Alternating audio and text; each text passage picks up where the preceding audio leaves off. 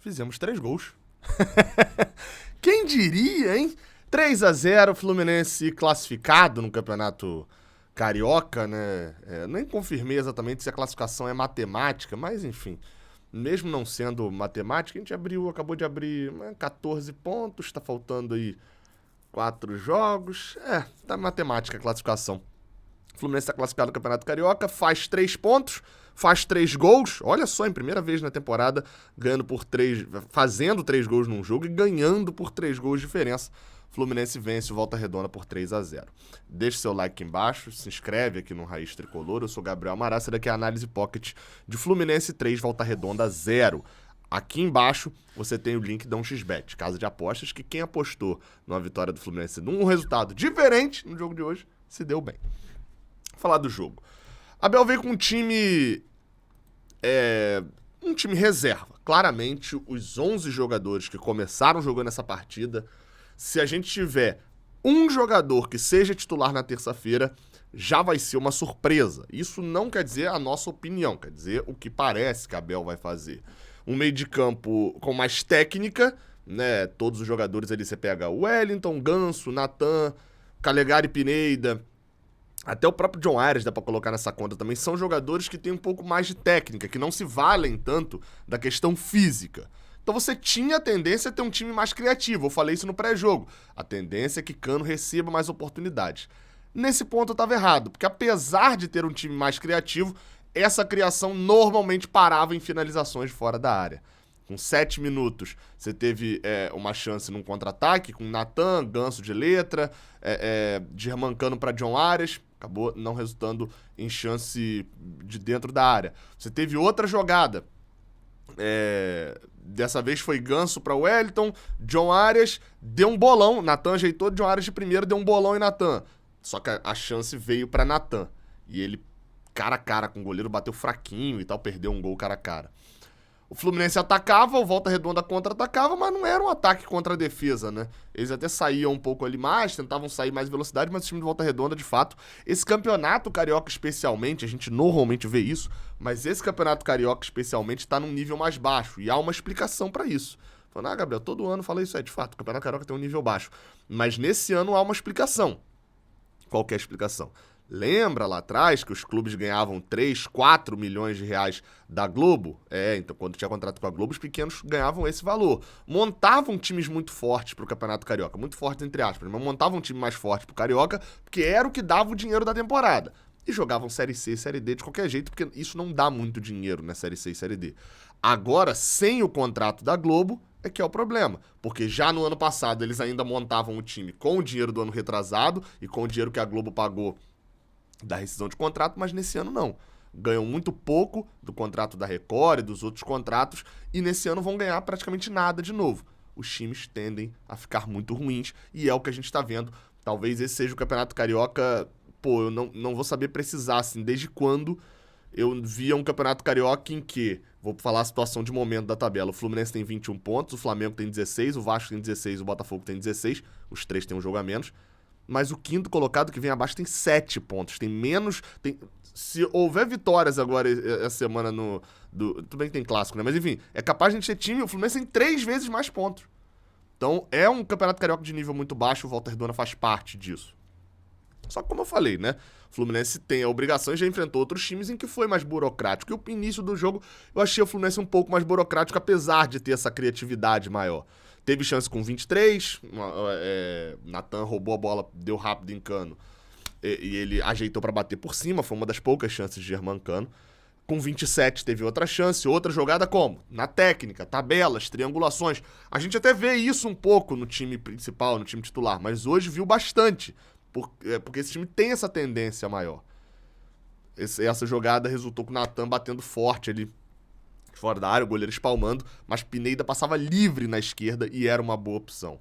Fluminense marcando pressão lá na frente, fazendo marcação na saída de bola do Volta Redonda, que era fraco, forçava a dar o chutão, e o Fluminense ficava com a bola praticamente o tempo inteiro. Se você olhar a posse de bola do Fluminense no primeiro tempo, ela é uma posse de bola que não é mentirosa, assim, apesar de ter só 54% do tempo ali com a bola, foi uma posse de bola muito mais real e muito mais ofensiva do que a do Volta Redonda, que se você olhar lá o mapa de calor, você vai ver ele, o Volta Redonda, tendo a posse de bola muito dentro da sua própria área, ali numa saída ou outra que o Fluminense não marcou pressão.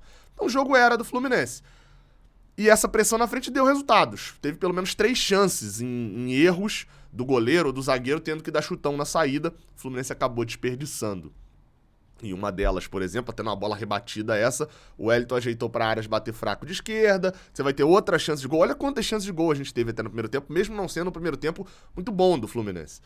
Com 39 minutos saiu gol, surgindo dessa forma.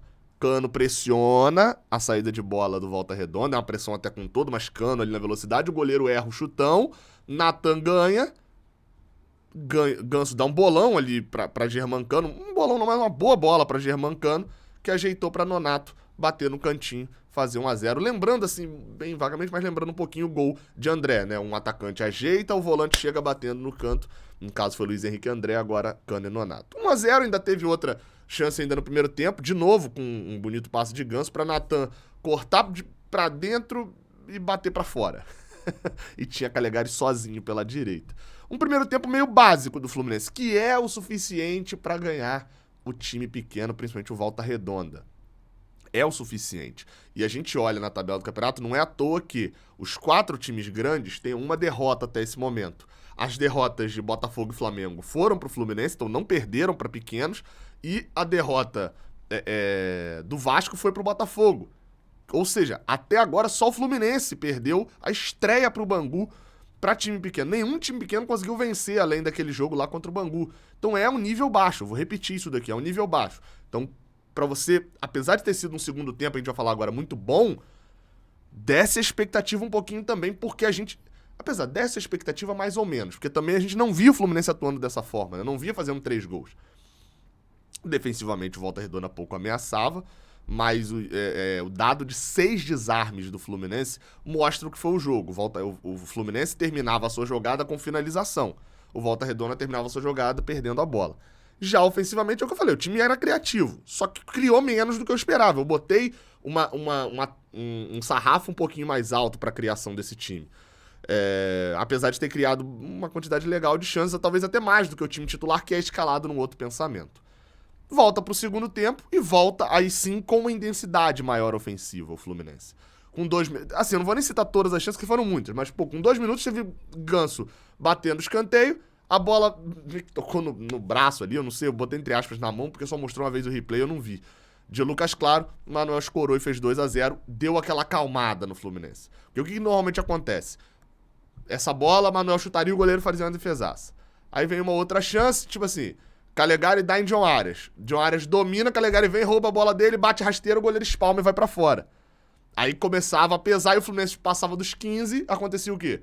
Opa, vamos segurar, não vamos exagerar demais e vamos tirar o pé pra gente poder garantir esse resultado, enfim.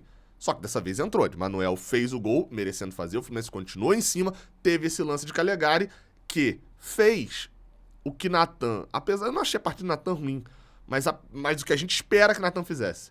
Calegari passou pela direita, Natan chutou pra fora. Pineda passou pela esquerda, Natan chutou em cima do goleiro. Passou John Arias, ele tenta a jogada só individual. Enfim, e não conseguiu, não logrou o êxito. Calegari teve uma chance, roubou a bola de John Arias, e quando um jogador faz isso, ele assume total o risco da jogada, que ele tirou a bola do pé de John Arias, cortou pra direita e fez o gol. Fez o que Natan não conseguiu fazer, ou pelo menos o que a gente espera que Natan faça. Bom gol de Calegari. 3-0 e ali matou o jogo. Dá pra dizer que o Fluminense diminuiu o ritmo depois do gol? Não. Depois do gol, não. O Fluminense ainda tem outras chances, com 15 minutos, inclusive. Tem uma roubada de bola de Ganso no meio de campo, um bolão pra Nonato no 2 contra 1. E ele errou. Se precipitou, meio bizarro até ali o erro de Nonato, tendo Germancano só ali. O Germancano já tava assim, ó. Tava pra receber a bola, dominar e fazer o gol já na comemoração. Nonato acabou errando. Abel mexe, pouco antes da parada técnica, coloca Gabriel Teixeira no lugar de Natan, vai dar rodagem, usa esse jogo para dar rodagem para os garotos, né, que não vinham tendo tanta bola, tanto tempo assim de bola, e bota Samuel Xavier no lugar de Calegari porque sentiu alguma coisa ali, espero que seja só um desconforto, não seja uma lesão. Bota Samuel Xavier, mas aí a mexida meio que natural, considerando titular e reserva. Bem, daí pra frente a gente vê o Volta Redonda crescer um pouco no jogo. Gabriel Teixeira entra e se você for rever o jogo, eu revi e vi só 3, depois eu parei de contar. Foram 3 bolas seguidas em Gabriel Teixeira que ele recebe, tenta partir pro lance individual e acaba desperdiçando a jogada. E isso, o time, tá saindo em velocidade. O cara perde a bola, volta, e isso acaba cansando também o time, né? Ele não conseguiu, como eu falei, eu não achei Natan destacável no jogo. Isso pra mim é um problema. É um cara que a gente pede pra ser titular, como se for pra ser o cara que vai fazer a diferença no time titular. Ele joga com o time reserva contra um time de nível muito baixo e não é destacável. Isso pra mim é um problema de Natan, mas eu falo mais disso na análise individual. Entrou o Gabriel Teixeira e nas 3 primeiras, óbvio, sem ritmo de jogo, vindo de lesão, isso tudo é um problema, mas nas 3 primeiras ele perde o lance e o Fluminense começa a dar passos para trás. Volta Redonda tem ali durante pelo menos 10, 15 minutos, joga no campo do Fluminense, teve chance ali na frente da área, num lance que o Wellington acabou dando mole, veio o escanteio que na cabeçada quase saiu o gol do Volta Redonda, e Abel mexe de novo, vai oxigenar o time, mudou para um 4-1-4-1, adianta um pouquinho o Wellington, né, não faz mais linha de terceiro zagueiro, e deixa uma linha de 4 na frente com um centroavante. Quem é centroavante? Germancano? Não, porque Ganso vira o centroavante. John Arias saiu, Cano saiu, Matheus Martins e Martinelli entraram, ele faz uma linha de 4 jogadores no meio com o Wellington atrás, o famoso 4-1-4-1. O Wellington, Nonato e Martinelli, ou Martinelli e Nonato, com Matheus Martins aberto de um lado e do outro lado Gabriel Teixeira e Ganso jogando de 9. Mas isso dura muito pouco, né? Porque pouco depois já vem a mudança tirando o Ganso, botando em água, e o time já meio que não conseguia entender como o Fluminense estava armado, mas o Fluminense passa a roubar a bola na saída do Volta Redonda. Volta aquele esquema que estava lá no início do jogo. Só que agora com os jogadores de Volta Redonda já mais cansados, já mais desanimados no jogo também, e tem chances em sequência, não consegue fazer o gol. Teve um lance ótimo de uma antecipação gigante, o Manuel foi gigantesco nessa partida. E um bolaço de Martinelli absurdo, assim, se fosse aquelas bolas que eu brinco assim, se fosse um jogador que a gente acha que é o jogador do bolão, a gente falaria, meu Deus, que gênio, o Tite tá errado de não levar pra seleção. Bolão de Martinelli, de fato, o segundo seguido, né, porque ele deu uma pra Luiz Henrique no jogo passado também. Gabriel Teixeira tentou tirar do goleiro, o goleiro fez uma defesaça, na segunda, quando ele ia fazer, o zagueiro é quem salva. Então, não dá nem pra gente culpar muito esse lance, foi um lance de gol do Fluminense, né. Teve outros lances também. Com 39 teve jogada de Matheus Martins, que entrou na área, o goleiro defendeu, o goleiro espalmou para escanteio. Com 40 minutos teve problema, aquele velho problema de Iago na criação de jogadas, antecipou, roubou bem a bola, mas estava do lado dele, acho que era o Gabriel Teixeira, do lado dele, era só ele acertar o passe, ele dá o passe muito forte, perde o controle. O Fluminense fez uma boa partida, vence por 3-0, consegue quebrar ali algumas sequências, chega a 7 vitórias seguidas. A gente não chegava a 7 vitórias seguidas desde 2014 também no Campeonato Carioca. E vamos em busca, porque a sequência de 2014 é de 7. E a sequência de 8 vitórias. Desde 2010, 2011, a gente não vence 8 jogos seguidos. Foram os 3 finais do Brasileirão de 2010, né? São Paulo, Palmeiras e Guarani, e os 5 iniciais de 2011, o último foi contra o Duque de Caxias, todos no Carioca. A gente fez 8 vitórias seguidas. Na mesma temporada, que seria o caso dessa, a gente não vence 8 jogos seguidos desde 2009. Exatamente. Vitória, Cerro Porteño, Palmeiras, Sport, Cerro Porteño, enfim, uma série de jogos. Acho que a Universidade de Chile também está nessa conta. Enfim, desde aquela sequência bizarra de 2009, a gente não faz 8 jogos seguidos vencendo. Pra você ter noção do tamanho da importância do jogo contra o Milionários, se a gente ganhar e jogar bem, nesse jogo o mais importante é ganhar lá na altitude. A gente vai alcançar essas marcas e eu tô em 1970 e eu não achei o Fluminense ganhando 9 jogos seguidos. E tem clássico com o Vasco no sábado. Bem, classificou, fez a sua obrigação inicial. Como os outros clubes ainda jogam muitos clássicos, é bem provável que o Fluminense alcance a liderança no Campeonato Carioca e tenha vantagens na semifinal. E vai pra Libertadores. Agora é terça-feira, meu amigo. É jogo da Libertadores. É outro time em campo. É outra rotação. Um time muito mais intenso, muito mais físico e menos criativo. E vamos torcer para que isso funcione também nesse ritmo de Libertadores. Se você é do Rio de Janeiro, enfim, é daí de perto, vai assistir o jogo. Pô, Gabriel, tô querendo um lugar pra assistir. Lá no Mini Market, Rua Isidro Figueiredo, número 7, se eu não tô enganado. Ali pertinho do Maracanã, na Rua do Bar dos Esportes. A gente vai transmitir o jogo de lá. Na terça-feira, transmissão especial aqui do Raiz Tricolor e do Canal 20. Eu vou estar lá, o Fio também, vai ter mais uma galera lá. O Vitor Veríssimo do Flu Bancada já confirmou também. A gente vai assistir o jogo de lá, vai ter lá televisão, várias televisões lá pra vocês assistirem. E eu vou fazer a transmissão direto lá do Minimarket. Então, se você é do Rio e tem como ir pra lá, vai lá acompanhar. Beleza? Vitória, 3-0. Até a próxima.